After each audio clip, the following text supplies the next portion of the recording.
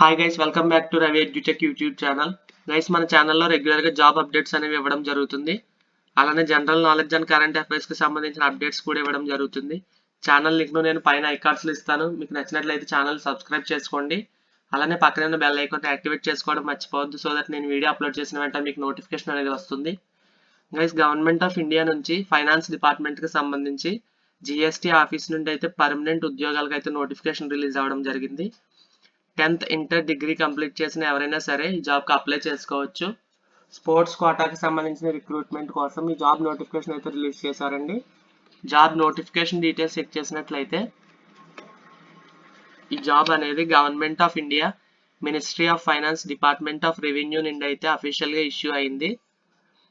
December 5th, 2025 ఈ notification అనేది issue చేశారు. రిక్రూట్మెంట్ ఆఫ్ మెరిటోరియస్ స్పోర్ట్స్ పర్సన్స్ని రిక్రూట్మెంట్ చేసుకోవడానికి ఈ జాబ్ నోటిఫికేషన్ అనేది విడుదల చేయడం జరిగింది. నోటిఫికేషన్ ఎక్కడి నుంచి వచ్చింది అంటే commissioner of CGST central excise Chennai outer commissionerate నుండి వాళ్ళ ఆఫీస్ నుండి అయితే అఫీషియల్గా రిలీజ్ అవ్వడం జరిగింది.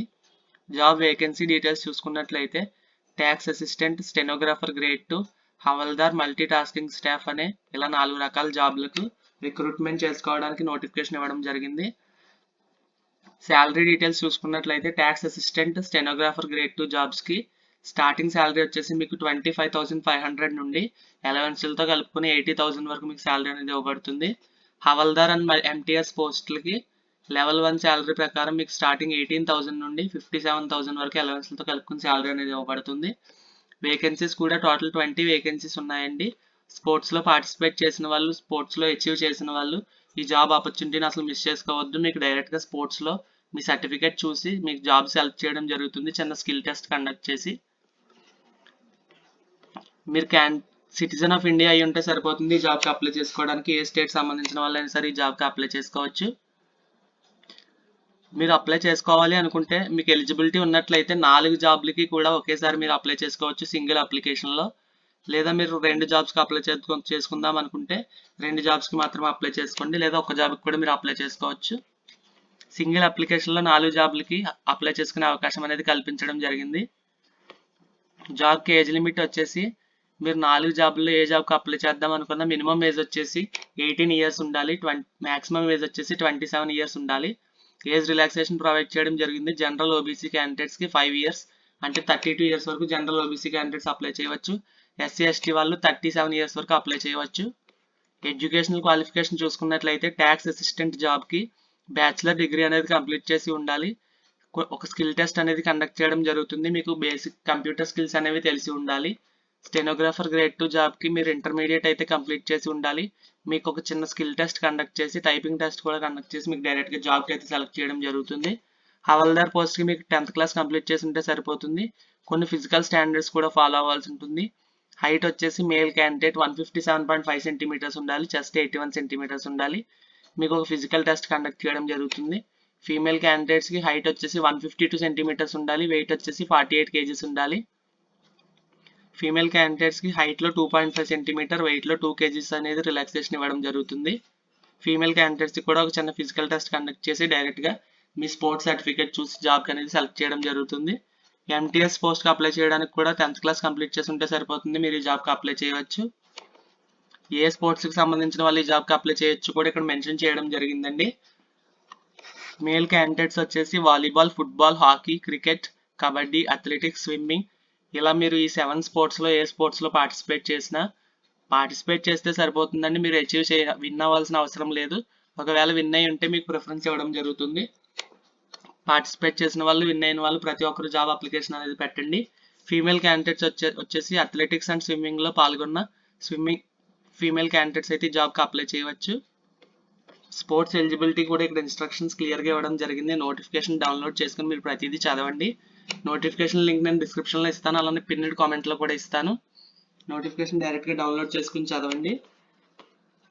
అలానే మీరు స్పోర్ట్స్ ఆర్ టోర్నమెంట్స్ ఈవెంట్స్లో 2020 నుండి 2025 మధ్యలో అనేది పార్టిసిపేట్ చేయాల్సి ఉంటుంది. మీరు ఒకవేళ 2020 కన్నా ముందు పార్టిసిపేట్ చేసి ఉంటే మీరు జాబ్కి అప్లై చేసుకోవడానికి అవకాశం అనేది లేదు. లాస్ట్ 5 ఇయర్స్లో పార్టిసిపేట్ చేసిన వాళ్ళకు మాత్రమే జాబ్ అప్లై చేసుకోవడానికి అవకాశం అనేది కల్పించడం జరిగింది. మీరు ఇంటర్నేషనల్ కాంపిటీషన్లో పార్టిసిపేట్ చేసి ఉన్నట్లయితే మీకు secretary of the national federation నుంచి అయితే సర్టిఫికేట్ అనేది వచ్చి ఉండాలి. నేషనల్ కాంపిటీషన్లో పార్టిసిపేట్ చేసిన వాళ్ళకి secretary of the national federation నుంచి సర్టిఫికేట్ అనేది జారీ అయి ఉండాలి. ఇంటర్ యూనివర్సిటీ టోర్నమెంట్స్ ఆడిన వాళ్ళకి డీన్ ఆఫ్ ది స్పోర్ట్స్ నుంచి సర్టిఫికేట్ అనేది ఇష్యూ అయి ఉంటే సరిపోతుందండి. మీరు స్కూల్స్లో కూడా గేమ్స్ ఆడిన వాళ్ళు ఉన్నట్లయితే వాళ్ళకు కూడా అవకాశం కల్పించడం జరిగింది. ఖేలో ఇండియా యూనివర్సిటీ గేమ్స్లో ఆడిన వాళ్ళు కూడా ఈ జాబ్కి అప్లై చేసుకోవచ్చు. మీ ఎలిజిబిలిటీకి సంబంధించి ఆ రెస్పెక్టివ్ ఫామ్ అనేది మీరు అప్లికేషన్తో పాటు సబ్మిట్ చేయాల్సి ఉంటుంది. నేషనల్ కాంపిటీషన్ ఆడిన వాళ్ళు ఫామ్ 2 అనేది సబ్మిట్ చేయాల్సి ఉంటుంది. ఫామ్ 2 కూడా ఈ నోటిఫికేషన్ పీడిఎఫ్లోని కింద అనేది మీకు ఇవ్వడం జరిగింది. కాబట్టి నోటిఫికేషన్ పీడిఎఫ్ డౌన్లోడ్ చేసి ప్రతిదీ చదివి ప్రింట్ తీయించుకుని అప్లికేషన్తో పాటు చక్కగా అటాచ్ చేసి సబ్మిట్ చేసినట్లయితే తప్పకుండా మీ స్పోర్ట్స్ సర్టిఫికేట్ చూసి అనేది మీకు జాబ్ అయితే ఇవ్వడం జరుగుతుంది. అప్లై చేసుకునే ప్రాసెస్ వచ్చేసి మీరు ఆన్లైన్ మోడ్లోనే అప్లై చేసుకోవాల్సి ఉంటుంది. అప్లికేషన్ లింక్ కూడా నేను డిస్క్రిప్షన్లో ఇస్తాను. ఈ అప్లికేషన్ లింక్ని క్లిక్ చేసి మీరు డైరెక్ట్గా అప్లై చేసుకోవచ్చు. జాబ్కి లాస్ట్ డేట్ వచ్చేసి January 7th, 2026 వరకు ఈ జాబ్కి అయితే అప్లై చేసుకునే టైం ఉంది. ఇంకా చాలా టైం ఉందండి. త్వరగా మీరు అప్లై చేసుకుని మీ ఫ్రెండ్స్లో ఎవరైనా స్పోర్ట్స్ ఆడే వాళ్ళు ఉన్నట్లయితే వాళ్ళకి వీడియోని తప్పకుండా షేర్ చేయండి. వాళ్ళకి కూడా హెల్ప్ అవుతుంది. క్యాండిడేట్ అప్లై చేసేటప్పుడు మీరు 10th క్లాస్ సర్టిఫికేట్ అనేది సబ్మిట్ చేయాల్సి ఉంటుంది. మీ జాబ్కి సంబంధించిన ఎడ్యుకేషనల్ ఎలిజిబిలిటీ సర్టిఫికేట్ సబ్మిట్ చేయాలి. Sports or games certificate submit చేయాల్సి ఉంటుంది. SC, ST, OBC క్యాండిడేట్స్ అయితే క్యాస్ట్ సర్టిఫికేట్ సబ్మిట్ చేయాలి. ఒక వ్యాలిడ్ ప్రూఫ్ ఐడి అనేది సబ్మిట్ చేయాలి. ఆధార్ కార్డ్ లేదా డ్రైవింగ్ లైసెన్స్. అండ్ మీరు అప్లికేషన్ చేసే టైంకి మీ యొక్క క్వాలిఫికేషన్ అనేది కంప్లీట్ అయ్యి ఉండాలి.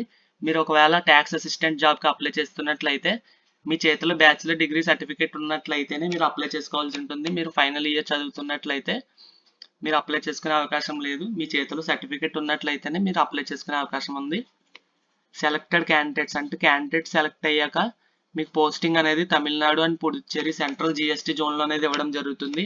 ఆల్ ఇండియా పోస్టింగ్ అనేది ఏమి ఉండదండి. మీకు డైరెక్ట్గా ఎక్కడ ఇవ్వడం జరిగింది, తమిళనాడు, పుదుచ్చేరి సెంట్రల్ GST జోన్లోనే మీరు వర్క్ చేయాల్సి ఉంటుంది. కమిషనరేట్ ఆఫీస్లో డైరెక్ట్గా.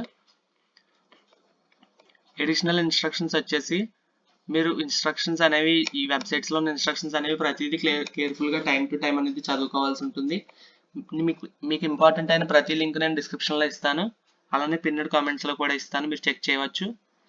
మీరు డాక్యుమెంట్ వెరిఫికేషన్ టైంలో ఒరిజినల్ సర్టిఫికేట్స్ అనేవి సబ్మిట్ చేయాల్సి ఉంటుంది. అలానే ఇదే నోటిఫికేషన్లో మీకు ఫామ్స్ కూడా ఇవ్వడం జరిగింది. మీరు పేజ్ నెంబర్ 11 నుంచి 20 వరకు ఈ ఫామ్స్ అనేవి ప్రింట్ తీయించుకుని మీరు ఏ జాబ్కి అప్లై చేస్తున్నారో మీ ఎలిజిబిలిటీకి తగ్గట్టు ఫామ్ టేబుల్ కూడా ఇక్కడ మెన్షన్ చేయడం జరిగింది. మీరు ఒకవేళ ఇంటర్ యూనివర్సిటీ టోర్నమెంట్స్ ఆడిన వాళ్ళైతే ఫామ్ 3 అనేది ప్రింట్ తీయించుకొని ఫిల్ చేసి మీ అప్లికేషన్తో పాటు ఫామ్ 3ని ప్లస్ సర్టిఫికేట్స్ని సబ్మిట్ చేయాల్సి ఉంటుంది అప్లై చేసేటప్పుడు. ఇలా ప్రతిదీ మీరు చేసుకోవాల్సి ఉంటుంది. మీకు ఏదైనా డౌట్ ఉన్నట్లయితే కామెంట్ సెక్షన్లో తెలియజేయండి, నేను ప్రతి కామెంట్కి ఆన్సర్ ఇస్తాను. ఈ వీడియో మీకు నచ్చినట్లయితే లైక్ చేయండి, మన ఛానల్ సబ్స్క్రైబ్ చేసుకోండి. మీకు తెలిసిన మీ ఫ్రెండ్స్లో ఎవరైనా స్పోర్ట్స్ టోర్నమెంట్స్ ఆడుంటే వాళ్ళకి ఈ వీడియోని షేర్ చేయడం మర్చిపోవద్దు. Thank you.